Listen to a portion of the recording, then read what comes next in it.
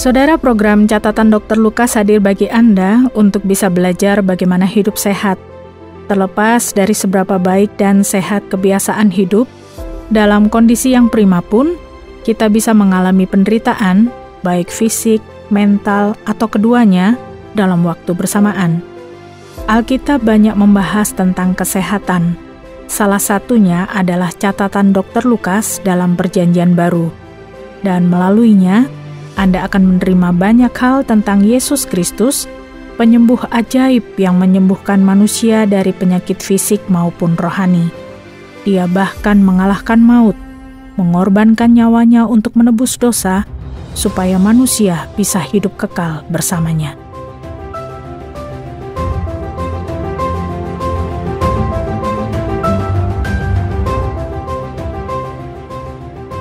Ketika Wung Si-feng sedang menaiki tangga menuju tempat kerjanya, tiba-tiba dia merasa sesak nafas. Rasa nyeri juga muncul pada bagian dadanya. Padahal hampir setiap hari dia menaiki tangga itu. Biasanya dia memang merasa kehabisan nafas, tetapi belum pernah dia merasakan sesak yang seperti ini. Dia berhenti untuk beristirahat sampai nyeri dadanya terasa membaik. Tapi ketika dia kembali berjalan, rasa nyerinya semakin parah, bahkan lebih dari sebelumnya. Keringatnya bercucuran dan dia juga merasa sangat mual. Dia kemudian memanggil rekan kerjanya yang kemudian membawanya menaiki tangga dan menelepon ambulans. Wung Si-feng pun dibawa ke rumah sakit terdekat dan didiagnosis terkena serangan jantung. Meskipun masih merasa kurang sehat, 2 minggu kemudian, Wung Si-feng sudah diperbolehkan untuk pulang. Selama di rumah sakit, dia melalui berbagai rangkaian tes. Salah satunya adalah tes kadar kolesterol. Ternyata kadar kolesterol Wung Si-feng sangat tinggi. Dokternya mengatakan bahwa inilah yang menyebabkan dirinya terkena serangan jantung. Wung Si-feng bahkan belum pernah mendengar istilah kolesterol sebelumnya. Apa itu kolesterol? Serangan jantung disebabkan oleh berbagai faktor. Salah satu faktor utamanya adalah kadar kolesterol tinggi dalam tubuh. Apa itu kolesterol? Kolesterol adalah lemak yang diproduksi oleh organ hati kita, yang juga kita dapatkan dari makanan. Kecuali pada penderita kelainan genetik tertentu, penyebab kolesterol tinggi adalah makanan yang mengandung banyak lemak. Yang terpenting adalah terlalu banyak kolesterol bisa membahayakan kesehatan kita. Kolesterol yang terlalu rendah juga berbahaya. Hal ini bisa terjadi ketika seseorang menderita kelaparan. Tetapi pada kondisi kelaparan, kekurangan protein lebih membahayakan dibandingkan kekurangan kolesterol. Mengapa Wung Si-feng memiliki kadar kolesterol yang tinggi dalam darahnya? Pertama, karena produksi organ hati. Organ hati memang memproduksi kolesterol dalam proses yang sangat kompleks. Setiap hari tubuh kita memproduksi kolesterol karena tubuh kita memang membutuhkannya. Kolesterol berguna sebagai salah satu bahan dasar pembentuk dinding sel yang ada pada setiap sel dalam tubuh. Kalau tidak ada kolesterol, sel tubuh kita tidak akan memiliki dinding sel. Betapa luar biasa cara Allah menciptakan tubuh kita. Dia menciptakannya dengan keseimbangan, sehingga sesuatu yang baik, jika jumlahnya terlalu banyak, bisa berubah menjadi sesuatu yang buruk. Salah satunya adalah kolesterol. Ada satu bagian pada Alkitab yang menuliskan hal ini. Sebab engkaulah yang membentuk buah pinggangku, menenun aku dalam kandungan ibuku. Aku bersyukur kepadamu oleh karena kejadianku dahsyat dan ajaib. Ajaib apa yang telah kau buat, dan jiwaku benar-benar menyadarinya. Tulang-tulangku tidak terlindung bagimu, ketika aku dijadikan di tempat yang tersembunyi, dan aku direkam di bagian-bagian bumi yang paling bawah. Matamu melihat selagi aku bakal anak, dan dalam kitabmu semuanya tertulis hari-hari yang akan dibentuk, sebelum ada satu pun daripadanya. Tubuh kita diciptakan dengan sempurna dan apa yang kita makan bisa bermanfaat sekaligus memperburuk tubuh kita. Inilah gambaran betapa hebat Tuhan kita. Dia bisa menciptakan tubuh kita dengan sangat seimbang, sehingga sedikit saja ada ketidakseimbangan bisa menyebabkan masalah besar. Menurut Anda, mengapa Allah menciptakan segala hal dengan keseimbangan seperti itu?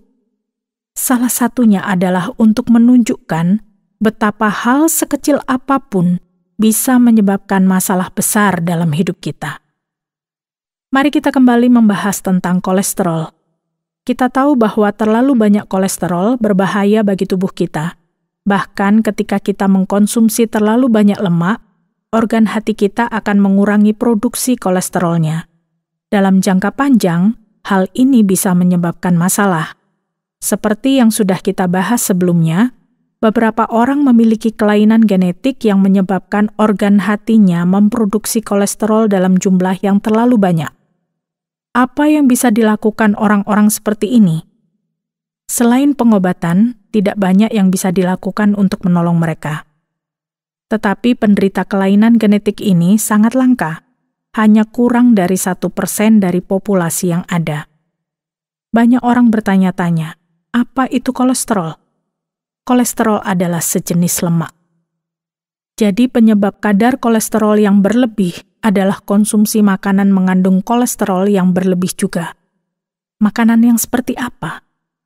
Kolesterol terkandung dalam berbagai makanan seperti telur, kerang, udang, dan juga daging merah. Ini adalah beberapa contoh dari makanan yang mengandung kolesterol. Selain itu, susu, margarin, dan makanan yang digoreng juga tinggi kolesterol. Perlu disadari juga bahwa lemak yang ada dalam makanan kita seringkali tidak terlihat. Contohnya, coklat, kuning telur, dan keju yang mengandung sepertiga lemak. Kacang mengandung setengah lemak, sedangkan beberapa jenis kacang dan biji-bijian mengandung 3/4 lemak. Memang tidak semua lemak ini adalah kolesterol, tapi sebagian besar merupakan kolesterol. Salah satu permasalahan yang muncul di seluruh dunia adalah peningkatan konsumsi lemak dari 20% per hari menjadi 40% per hari. Selain porsi yang meningkat, makanan yang dikonsumsi juga kebanyakan makanan tidak sehat. Perlu diingat juga bahwa ada berbagai jenis minyak, ada yang mengandung kolesterol tinggi, dan ada pula yang sebaliknya. Jenis yang bisa menaikkan kolesterol adalah minyak yang mengandung lemak jenuh, sehingga tidak baik bagi tubuh kita. Sedangkan minyak yang tidak berpengaruh, bahkan dapat menurunkan kolesterol, adalah minyak yang mengandung lemak tidak jenuh ganda. Bagaimana cara mengetahui jenis minyak? Kedua jenis minyak ini serupa, sehingga tidak dapat dibedakan lewat penampilannya saja. Anda perlu melihat secara teliti label dari minyak yang akan Anda gunakan. Hal ini penting untuk dilakukan karena banyak dari kita yang sering makan makanan yang digoreng. Inilah salah satu sisi buruk dari makanan kita. Tetapi hal ini bisa dihindari dengan cara menggunakan minyak yang terbuat dari kacang. Bagaimana kolesterol tinggi bisa menyebabkan penyakit jantung? Kolesterol berada dalam darah, dikonsumsi oleh mulut, dan diproduksi oleh organ hati. Jadi bagaimana dia bisa mempengaruhi jantung? Kolesterol yang berlebih bisa menyumbat arteri. Perlu diingat bahwa arteri adalah pembuluh yang mengalirkan darah dari jantung ke organ-organ tubuh. Sebaliknya, vena adalah pembuluh yang mengalirkan darah dari organ tubuh kembali ke jantung. Karena jantung juga termasuk organ tubuh, maka dia juga dikelilingi oleh arteri. Kalau arteri ini tersumbat, maka jantung tidak mendapatkan pasokan darah, sehingga serangan jantung pun terjadi. Saya akan menjelaskan secara lebih detail. Kolesterol yang berlebih akan menyumbat arteri. Selain kolesterol, kebiasaan merokok, diabetes, kesehatan gigi yang buruk, tekanan darah tinggi, kelebihan berat badan, dan jarang berolahraga juga bisa menyebabkan hal ini. Tapi kolesterol adalah faktor yang terutama. Bahkan setiap kenaikan kolesterol sebanyak 2 angka, persentase kemungkinan terkena jantung akan naik 1%. Jadi, kalau kadar kolesterol Anda 100% di atas kadar kolesterol ideal, maka kemungkinan Anda terkena serangan jantung akan meningkat sebanyak 50%. Bisa dilihat bahwa terjadi peningkatan risiko yang cukup signifikan. Kolesterol dalam tubuh lama-kelamaan akan semakin menebal hingga mempersempit pembuluh darah dan aliran darah pun terganggu. Ketika hal ini terjadi, maka bagian tubuh di mana pembuluh darah itu berada akan melemah, hingga akhirnya tidak berfungsi sama sekali. Selain itu, yang dapat terjadi juga adalah plak kolesterol terlepas dan menyumbat pembuluh darah secara total. Jika terjadi pada pembuluh darah bagian otak atau jantung, maka penyumbatan ini bisa menyebabkan stroke atau serangan jantung.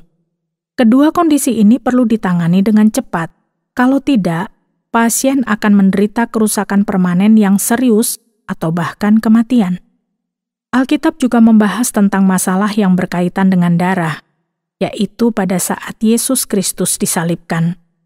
Dituliskan juga bahwa Dia menumpahkan darahnya untuk kita.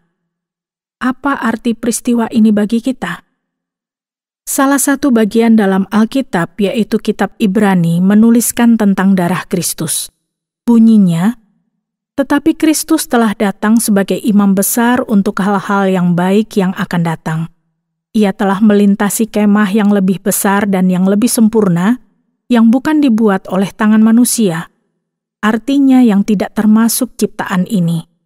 Dan ia telah masuk satu kali untuk selama-lamanya ke dalam tempat yang kudus, bukan dengan membawa darah domba jantan dan darah anak lembu, tetapi dengan membawa darahnya sendiri. Dan dengan itu, ia telah mendapat kelepasan yang kekal. Sebab, jika darah domba jantan dan darah lembu jantan dan percikan abu lembu muda menguduskan mereka yang najis, sehingga mereka disucikan secara lahiriah, betapa lebihnya darah Kristus yang oleh Roh yang kekal telah mempersembahkan dirinya sendiri kepada Allah sebagai persembahan yang tidak cacat, akan menyucikan hati nurani kita dari perbuatan-perbuatan yang sia-sia, supaya kita dapat beribadah kepada Allah yang hidup. Sama seperti kolesterol berlebih yang berdampak buruk bagi tubuh kita, dosa juga dapat memperburuk hubungan kita dengan Allah. Tetapi pengorbanan Yesus Kristus telah mengubahkan kita.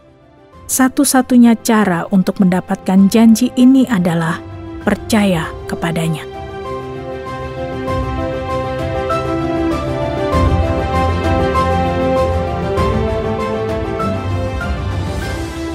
Saudara pendengar, terima kasih sudah bersama mengikuti catatan Dr. Lukas, dan kiranya ini memberikan Anda pemahaman tentang kesehatan jasmani dan rohani.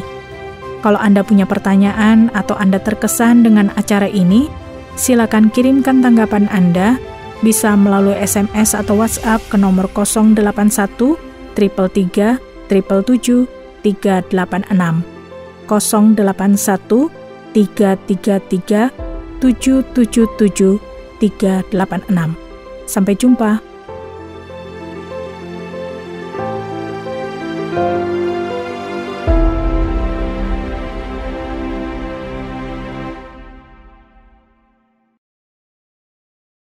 Terima kasih Anda sudah mengikuti program kami. Jika Anda diberkati, jangan lupa like, komen, dan share supaya Anda tidak ketinggalan setiap program terbaru kami.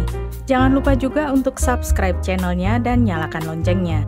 Jika Anda ingin mendukung pelayanan kami, bisa melalui rekening kami berikut ini atau menghubungi kami di sini.